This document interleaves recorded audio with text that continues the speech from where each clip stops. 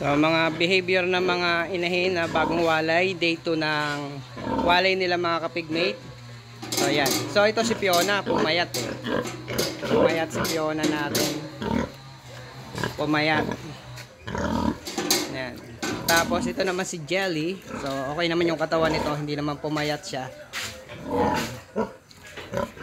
So dito kay Jelly baka maglandi agad. Si Fiona parang check natin kung so baka maglandi rin to agad. Ang kapal ng balahibo, yun ang problema ko dito kay Fiona. So ayan, pumayat ng husto. Yung mga kalat ang dede nyo, sobrang lakas ng gatas nito. So ito kay Fiona pawala na. Ito malakas ang gatas si Jelly. So pakain ko dito mga kapigmate sa inay natin na to ay 2 kilo per day. So meron tayo ditong yan, milk maker. So diyan ko sila ginagamitan ng milk maker. Yan, so milk maker natin. O 1 kilo na milk maker at 1 kilo na grower. So ito yung ating grower. Yan. So sa pakain pa rin natin Pigrulac mga kapigmate. Yan. So yan po ang gamit ko. So grower po ang pakain natin mga kapigmate. Ang pakain ko sa mga inahin dito mga kapigmate ha. So magtatanong kung anong feeds na pinapakain ko sa inahin ko. Pigrulac premium grower po. Hindi po ako gumagamit ng Vital mga kapigmate. Premium grower po sa inahin. So kasi tipid po ang napapakain ko sa ating inahin. Ito bagong walay. So hintayin ko na lang itong dalawang to na maglandi. Tapos itong bagong anak natin na si Harley. So yun, natulog na yung ating mga piglet. So nilatagan ko dito, natulog sa walang latag ay galing. Tapos ito naman si Cara. So buntis na po ito si Cara. Tapos ito naman yung ano si Ivana. Yan.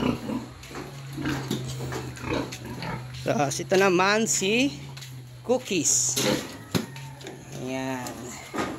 This din si Gigi. Ayan. Sa grower po ang pakain ko. Ayan. So sa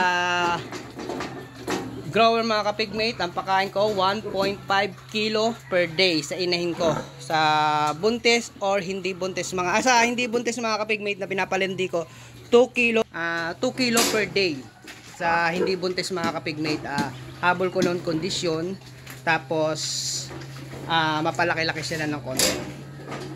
Pero sa mga buntis na kagaya nito ni Gigi, itong apat na to buntis lahat to mga kapigmate. So ito lahat ng apat na to, si Elsie, si Violet, si Gigi, tapos si Cookies ay tigwa 1.5 kilo per day po ang pakain ko niyan.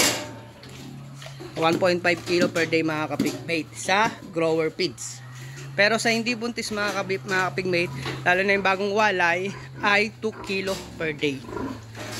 Sa hindi buntis na pinapalandi ko, ang pakain natin ay milk maker 1 kilo per day, tapos grower 1 kilo per day. Bali total po ng 2 kilo per day mga kapigmate. So yun po ang pakain ko dito sa mga inahin natin. So tapos na ito mga kumain mga kapigmate ang ano lang sa kanila, bali stress sila kasi bagong walay, 2 days simula ng winalaya natin. Tapos walang dumedede sa kanila. So yung mga gustong dumedede dyan, dede na.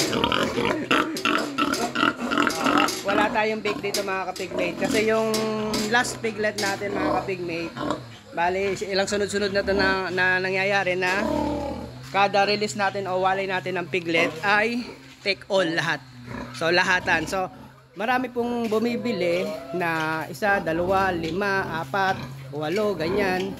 Ang pinaka kong buyer mga kapigmate, pinaka gusto kong buyer talaga, lahatan.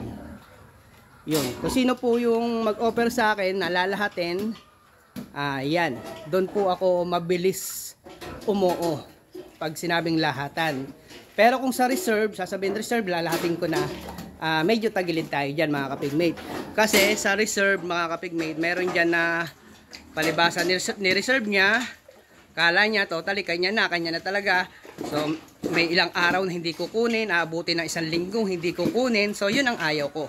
Pero kung yung regular customer ko naman na kumukuha dito mga kapigmate ng piglet, na sasabihin niya na reserve ko yan, at alam ko naman yung taong yun na pag sinabing date kung kailan niya kukunin, antimano kukunin, go agad ako dyan mga pigmate. So ganong mga buyer ang magandang hanapin yung mga pigmate. Pero yung mahilig lang magpa-reserve pero hindi pupunta o hindi kukunin, so mayroon din ako dito mga kapigmate na gano'n na may gumawa na niya sa akin na buyer na nagpa-reserve na ibebenta ko na yung mga piglet mga kapigmate ha. Palibasa siya unang nagsabi na kanya yung gagawin niya raw inahin. So yung dalawang pinili niya, kasi gagawin niya nga naman inahin itinabi ko na. Yung mga kapatid dumating na yung buyer, nabili na lahat. Tapos yung dalawa hindi pa nakuha. Tapos ang masama pa ng mga kapigmate, naghintay pa ako ng ilang araw. Sabi niya bukas kasi wala pang pera, ganyan, taga rito lang yung mga kapigmate. Tapos ang nangyari doon mga kapigmate, umabot ng 5 araw na hindi kinukuha. Tapos nung nakulitan na siguro sinabi sa akin, sorry hindi ko na makukuha kasi wala akong pera. So gaano kasakit yung mga kapigmate sa ating nag-aalaga ng baboy. Imbis yung 2 piglet na ni-reserve natin ay naibenta na natin, hindi kasi may nagpa-reserve. So totoo lang mga kapigmate, mas maganda pa magtiwala sa ibang tao na hindi mo kakilala kaysa sa taong kakilala mo. Yun lang mga kapigmate. Good morning, good morning.